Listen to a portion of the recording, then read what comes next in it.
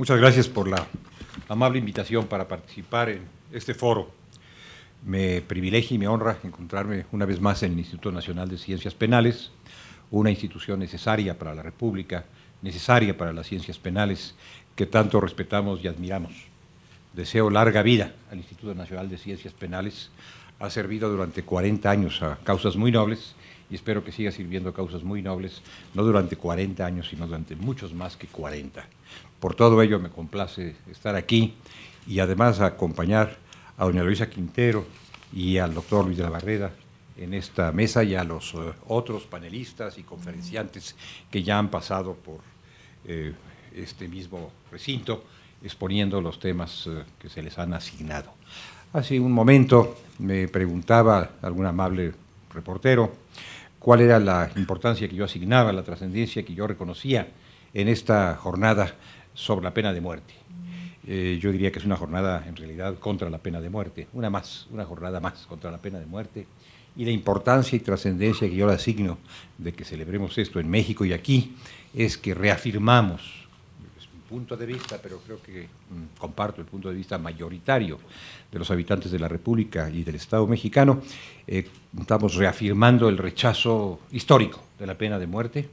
y afirmando la asunción, la adopción de medidas vitalistas, de sanciones vitalistas para enfrentar el fenómeno de la criminalidad. No será posible nunca curar el dolor de cabeza por decapitación, como decía algún jurista con aire socarrón. Evidentemente no pretendemos semejante cosa, pretendemos otro género de medidas para combatir la criminalidad que no la pena de muerte. Así que lo que estamos haciendo es, a mi modo de ver, reafirmar de manera un tanto simbólica nuestro rechazo de la pena capital, nuestro rechazo de la pena de muerte. Hemos escuchado en la admirable ponencia de doña Alicia Specman hace unos minutos cómo se fue desvaneciendo en el curso de nuestra historia esta afición o este credo o esta convicción, esta costumbre de matar al amparo de la ley. Quizá se explicó este nerviosismo mortícola de nuestros antepasados en las primeras etapas, en las primeras horas de la República Mexicana, de la República Independiente, por la falta de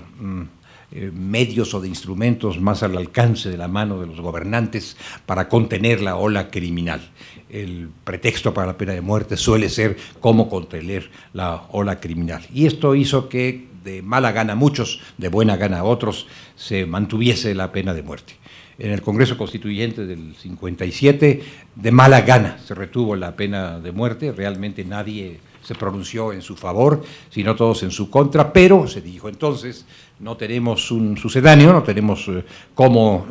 ponerle término a esta pena bárbara y por lo tanto tenemos que esperar hasta que llegue el sistema penitenciario que tardó mucho tiempo en llegar. Fue apareciendo el penitenciarismo mexicano en algunas entidades federativas, se hicieron algunas obras de esta especialidad, la penitenciaria, e inclusive el dictador, con su aire de majestad, inauguró algunos reclusorios antes de su caída del trono, de la caída del trono no de los reclusorios, sino del dictador. Cuando inauguró la penitenciaría de Puebla, por ejemplo, un magnífico edificio, se congratuló de que Puebla ese mismo día había excluido ya de su legislación la pena de muerte, atendiendo a la letra y al espíritu del constituyente de 1857, pero no dio el paso que debió haber dado, que es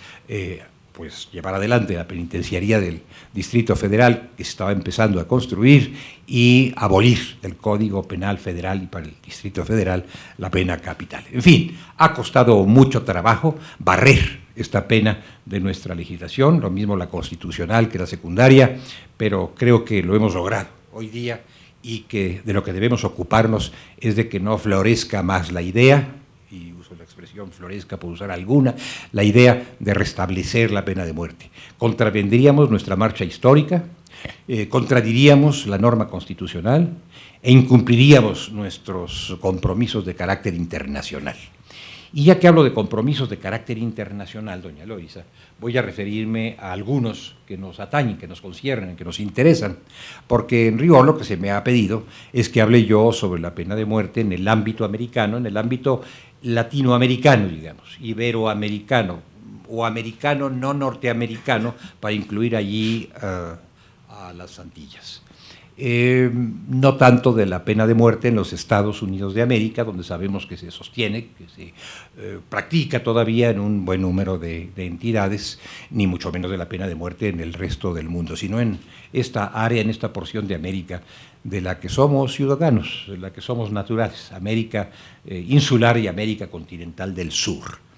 Y particularmente referirme quizás a las experiencias, a los planteamientos, a los puntos de vista, a las decisiones del Tribunal Interamericano de Derechos Humanos, de la Corte Interamericana con sede en San José, y a la forma en que esa Corte ha recogido las cuestiones de la pena de muerte, interpretando los tratados internacionales que está llamada a aplicar, e impulsando la paulatina desaparición, hasta donde puede hacerlo, de la pena capital en los países del ámbito americano.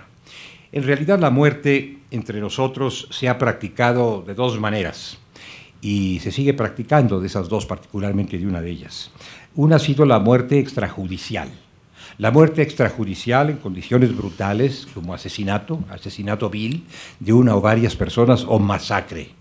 Lamentablemente estos asesinatos, estas masacres, las ha habido, desde luego, en muchos países americanos, las ha habido y las sigue habiendo en México para nuestro dolor y vergüenza, y ha sido una de las formas de las que el Estado se ha valido, o algunos agentes del Estado se han valido, no quiero involucrar al Estado en su conjunto, pero algunos agentes del Estado se han valido para practicar la muerte en lugar de la vida como correspondencia por actos criminales o por supuestos actos criminales o enemistosos hacia las ideas prevalecientes o hacia las formas políticas predominantes. Esto ha ocurrido con frecuencia y es a lo que llama el derecho internacional en sus tratados y es a lo que llama la Corte Interamericana la ejecución extrajudicial. Pero no es ejecución extrajudicial solamente de una persona, en algunos casos es de centenares y a veces más que centenares de personas. El otro supuesto de muerte aplicada por mano de agentes del Estado, como consecuencia de un desarreglo, de un desajuste, de una confrontación, de una violación de la ley o del capricho de ciertas personas, es la pena de muerte propiamente, la pena de muerte que es el resultado de la comisión de un delito, de la realización de un proceso y de la emisión de una sentencia. Este es un homicidio al amparo de la ley, diríamos nosotros, de una ley que no está amparada cuando prescribe el homicidio ni por la justicia ni por la razón. Desde luego es un punto de vista personal, pero ampliamente compartido. En nuestros países han disputado durante mucho tiempo el abolicionismo y el retencionismo. Esta es la disputa que persiste en los Estados Unidos de América. En el sur, que incluye a México, ha dominado largamente el abolicionismo. El abolicionismo, primero de facto, luego de jure, aunque no siempre la abolición de la pena de muerte signifique la supresión de la muerte misma como castigo, lo que ya decía, a través de las ejecuciones extrajudiciales. Y en el Caribe se ha venido librando una batalla en favor de la abolición, pero perduran las normas en las cuales se reconoce todavía la existencia y la posibilidad de la pena de muerte, aunque van de salida, me parece, y desde luego lo que esos estados están haciendo es abstenerse de momento de ejecutar la pena capital, aunque todavía no se han atrevido a suprimirla de muchos de sus ordenamientos. Esta es la situación general que podemos contemplar